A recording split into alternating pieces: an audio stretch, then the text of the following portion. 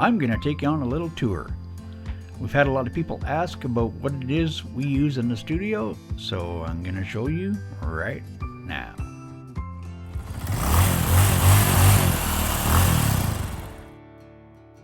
In this room we have the drum room, which is also a live room, and you can record everybody off the floor in here. Guitars, bass, steel, running all their signals into the control room to get that live show feel.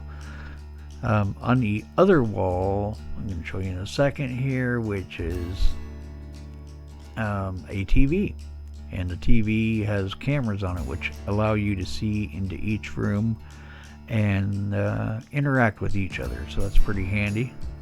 But now on to the isolation booth, the vocal booth, which also is insulated, soundproof, so it's kind of nice. You can just go in there and holler away if you like and make a bunch of racket. Over to the right of us, to the right of your screen, there is also a drum isolated room, which we used to put Rod in all the time when we didn't want to hear him practice all the time because it gets pretty loud, but now we're used to it. Anyway, on the left we got another screen, of course, so you can see what's going on from this room into the other rooms and vice versa.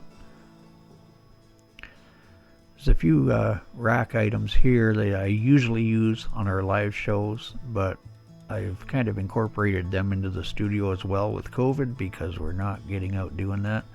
Midas preamps, Sennheiser Shure microphones, Shure in-ear rigs, that kind of thing. It eliminates some of the wiring anyway. And then on to the control room we go. In here, well, it's kind of a control room, a little bit of a guitar collection room, I guess you'd call it. Anyway, works pretty well. Lots of Fenders, as you can tell. Anyway, over here I got the keyboard.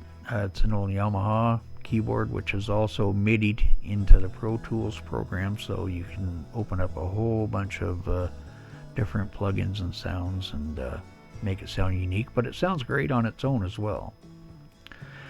Now we're going to get into some other stuff here right now. Another screen, look at that. Another screen, so we can sit down here with this camera and watch what's going on in every room all at one time. Makes it pretty handy and great for interacting for sure.